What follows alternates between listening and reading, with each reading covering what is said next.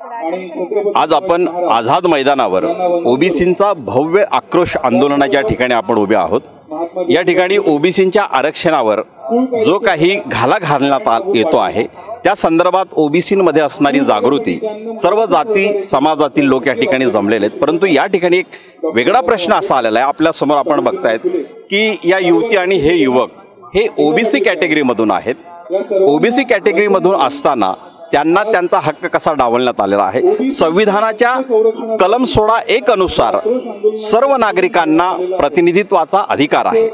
या 16(1) अंतर्गत ज्या जाती समूहाला प्रतिनिधित्व नसेल अशा जाती समूहाला शासनाने प्रतिनिधित्व द्यावं असा भारतीय नागरिकासाठी संविधानामधला अधिकार आहे। मात्र या अधिकारानुसार जेव्हा आमचा SC ST OBC बांधव अर्ज करतो तेव्हा या प्रक्रियेमध्ये तो भारतीय नागरिकच नाही अशा पद्धतीची भूमिका घेतली जाते। म्हणून 16(1) अनुसार या तरुणींना या तरुणांना MPSCच्या स्पर्धा परीक्षांमधून यशस्वी होऊन देखील डावलण्यात आलेला आहे। आपण त्यांच्याशीच बोलूया की तुम्ही कुठल्या कॅटेगरीतून आहात आणि कुठल्या प्रवर्गातून तुम्ही परीक्षा दिली काय? मी NTD कॅटेगरीची विद्यार्थिनी आहे। तर मागच्या 4 वर्षापासून MPSC कडून समांतर आरक्षणाच्या नावाखाली मागासवर्गीय म्हणजे सर्व SC ST OBC आणि NT प्रवर्गातील महिला खेळाडू आणि माजी सैनिक यांच्यावर अन्याय चालू आहे। तर याच्यामध्ये MPSC कडून असं सांगण्यात येत आहे की जे खुल्या प्रवर्गातल्या ज्या महिलांचं 30% आरक्षण आहे किंवा खेळाडूचं 5% आरक्षण आहे, येथे मागासवर्गीय जे आरक्षित सामाजिक आरक्षणाअंतर्गत येणारे ज्या महिला खेळाडू आहेत तर यांना इथे फाईट करता येणार नाहीये। याच्यामध्ये एक उदाहरण सांगते की ओपन फिमेल AMVI आणि फॉरेस्ट एक्झामचं याच्यामध्ये ओपन महिलेला 1 मार्कावर मेरिट लागलं आणि कॅटेगरीचं मेरिट जवळजवळ 25-30 मार्कांनी जास्त होतं प्रत्येक ठिकाणी, म्हणजे SC ST OBC आणि NT। तर एवढे मार्क्स जास्त असूनही इथे आमची निवड केली गेली नाहीये आणि हा अन्याय कंटिन्यू चालू आहे। तर MPSC हे सांगते की आम्ही 13 ऑगस्ट 2014च्या GR नुसार करतोय समांतरच्या। तर 1999 पासून समांतर आरक्षणाचा GR चालू आहे। 1999 पासून 14 पर्यंत तर मागासवर्गीय महिला खेळाडूंची निवड मेरिट नुसार सर्व ठिकाणी होत होती, पण 14 मध्ये हा GR चा आधार घेऊन MPSC असं करत आहे। तर 16 पर्यंत MPSCनी मागासवर्गीय महिलांना निवड केली। त्याच्यामध्ये एक नूतन खडे विद्यार्थिनीचं एक्झाम्पल सांगते। हिला 2016 मध्ये STI ची NTD ची विद्यार्थिनी आहे आणि STI ची हिला ओपन फिमेल मधून पोस्ट मिळाली। 2017 मध्ये याच मुलीला नायब तहसीलदार ही पोस्ट ओपन फिमेल मधून मिळाली आणि 2017 मध्ये MPSCच्या असं लक्षात आलं की ज्या मागासवर्गीय महिला आहेत तर ह्या ओपन मध्ये फॉर्म भरून ओपन मध्ये सिलेक्ट होत आहेत, म्हणून त्यांनी काय केलं की आम्हाला ओपन मध्ये फॉर्म भरले म्हणून आम्हाला त्यांनी एक ईमेल केला की तुम्ही तुमची शाळा सोडल्याचे दाखले आम्हाला स्कॅन कॉपी करून द्या। ऍक्च्युली ओपन मध्ये फॉर्म भरला तर तिथं जातीचा काही संबंध येत नाहीये आणि त्याच्यामध्ये धमकीवाजा ते ईमेल पाठवलं की जर तुम्ही असं नाही केलं तर तुम्हाला आम्ही ओपन जनरल म्हणजे बॉईज बरोबर कन्सिडर करण्यात येऊ। त्यानंतर आमच्या काही विद्यार्थिनी म्हणजे आम्ही या सर्वांनी आमचे ईमेल सेंड केल्याच्या नंतर जेव्हा निकाल लावला प्रत्येक एक्झामचा तर त्याच्या आधी आम्ही आमच्या ज्या मागासवर्गीय मुली आहेत तर यांचे मेरिट लिस्ट मधून नाव वगळण्यात आले आणि त्यांना असं एक ईमेल पाठवला की तुम्ही ह्या म्हणजे OBC प्रवर्गातील असल्यामुळे तुम्ही अर्ज हा चुकीच्या खुल्या प्रवर्गात चुकीच्या ठिकाणी केलाय, त्यामुळे तुम्ही चुकीच्या ठिकाणी अर्ज केल्यामुळे तुमची इथे निवड केली जात नाही। ऍक्च्युली त्यांनी सांगितलं की हे आरक्षण कप्पीकृत आहे। 1999चा समांतरचा GR आहे त्याच्यामध्ये कप्पीकृत म्हणजे काय सांगितलंय की हे एका सामाजिक प्रवर्गातील उमेदवार दुसऱ्या सामाजिक प्रवर्गाअंतर्गत जाऊ शकत नाहीये आणि ओपन हा सामाजिक प्रवर्ग नाहीच आहे। तर अशा पद्धतीचे अनेक बाकीचे विद्यार्थी सांगतील तुम्हाला की अशा भरपूर सारे केसेस आहे न्यायालयामध्ये, पण न्यायालयाने सांगितलं यांना तुम्ही घ्या, पण तरी देखील MPSC हे न्यायालयाचे निर्णय देखील फॉलो करत नाहीये। घरात कुठलाही शैक्षणिक वारसा नाही, शिक्षणासाठी पायपीट, सामाजिक मागासलेपण आणि आर्थिक संघर्ष, घरातली कामं आणि पुन्हा घरात काहीतरी उपयोगी जीविकेला आपलीही मदत व्हावी म्हणून अर्थार्जन करणाऱ्या ज्या युवती ग्रामीण भागामध्ये अक्षरशः संघर्ष करतात, अशा या युवती जेव्हा MPSCच्या स्पर्धा परीक्षांमध्ये यशस्वी होतात आणि तेव्हा त्यांना डावललं जातं तेव्हा ते काय आपली भूमिका मांडतात, काय आपली प्रतिक्रिया आहे हे आपल्या। मी OBC कॅटेगरीची आहे, पण मी फॉर्म ओपन फिमेल मधून भरला होता। ओपन हा सगळ्यांसाठी ओपन असतो म्हणून मी फॉर्म भरला होता। मला ओपनच्या मुलीपेक्षा जास्त मार्क्स पडले, माझी निवड ही केली, पण परत आयोगाने माझ्याकडून LC मागवला आणि त्यांनी मला सांगितलं की तुझी जात OBC मध्ये येते आणि तू मध्ये येऊ शकत नाही। त्यांनी माझी निवड रोखली। मी मॅट मध्ये केस केली, मॅटने मला म्हणजे त्यांनी डॉक्युमेंट व्हेरिफिकेशन घ्या असं सांगितलं, पण आज जवळजवळ 4 महिने झाले तरी मला त्यांनी काही सुद्धा रिप्लाय केलेला नाही.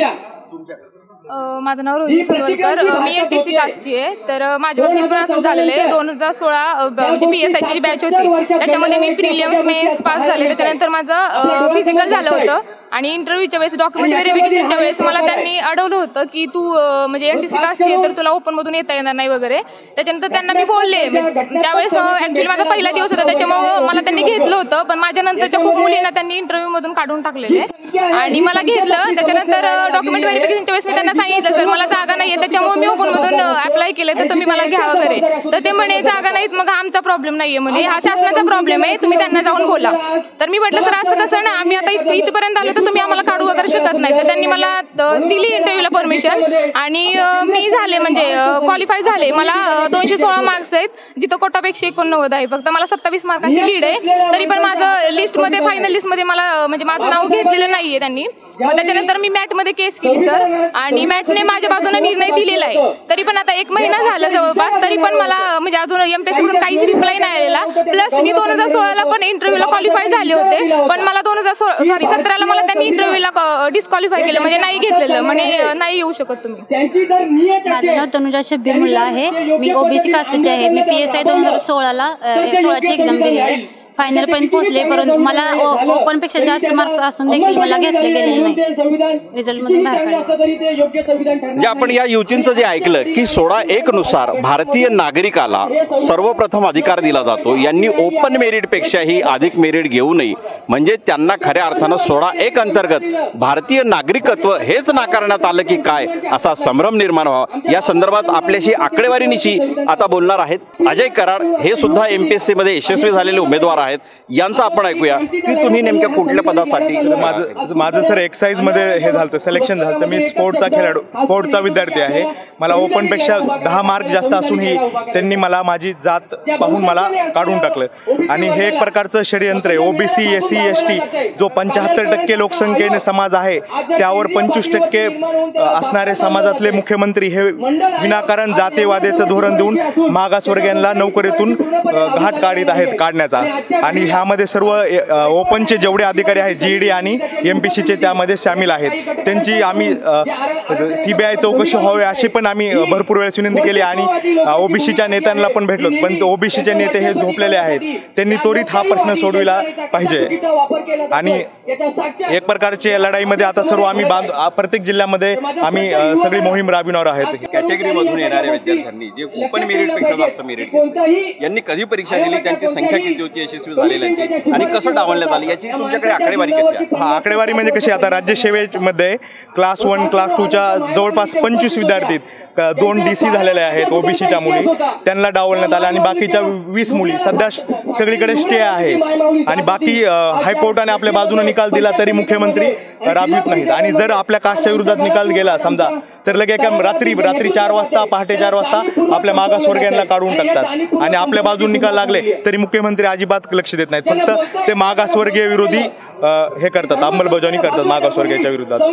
अत्यंत गंभीर मुद्दा या ठिकाणी मांडण्यात आलेला आहे की जे म्हणतात की आम्ही जातीपातींचं राजकारण करत नाही, जातीपाती मानत नाही, परंतु या तरुणांनी कुठलाही बायस विचार यांच्या मनामध्ये नसताना, हे या राज्यातल्या प्रशासनासाठी तत्पर असताना, संविधानानुसार हे संपूर्ण समाजाचा अभ्यास करून या ठिकाणी उतरले असताना यांच्याविषयी कसा बायस दृष्टिकोन, जातीय दृष्टिकोन शासन अंमलबजावणी करत आहे ही व्यथा या ठिकाणी या युवक आणि युवतींनी मांडून दाखवलेली आहे. आणि या युवकांना कसा न्याय मिळेल यासाठी आपण संघर्ष साठी त्यांच्या मागे उभे राहूया आणि येणाऱ्या काळामध्ये त्यांना न्याय कसा मिळेल, कारण शेवटी भारतीय संविधान हे न्यायावर आधारलेलं आहे. त्यांना न्याय कसा मिळेल यासाठी आपण त्यांच्यासाठी पाठीशी.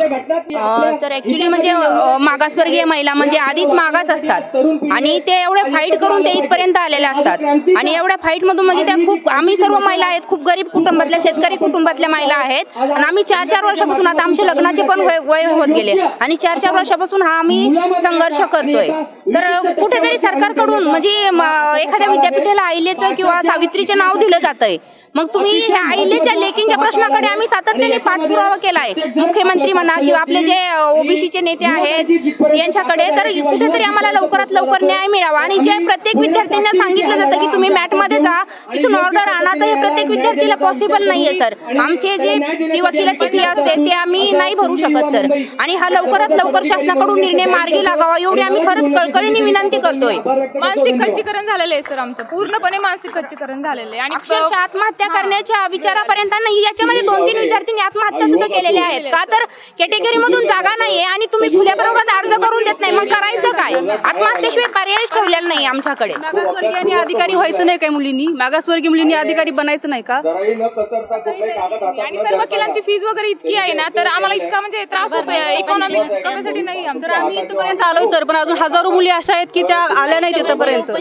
या युवतींनी नुसती व्यथा सांगितलेली नाही, तर त्यांनी हा अन्याय सांगितलेला आहे की ही व्यवस्था कसा अन्याय करते आहे. या अन्यायाच्या विरोधात दाद मागून त्यांच्या बाजूने निकाल लागूनही त्याच्यावर अंमलबजावणी शासन करू इच्छित नाही. नेमकं शासनाच्या मनात आहे काय, हे नेमकं आता कधी उलगडेल या संदर्भात प्रश्न आहेत.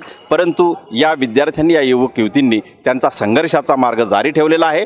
एक प्रवर्ग म्हणून, एक भारतीय संविधानाचा सन्मान म्हणून, आपण भारतीय नागरिक म्हणून त्यांच्या पाठीशी उभे राहूया आणि यामध्ये त्यांना न्याय मिळेल यासाठी आपण त्यांच्या बाजूने निश्चितपणे लढूया.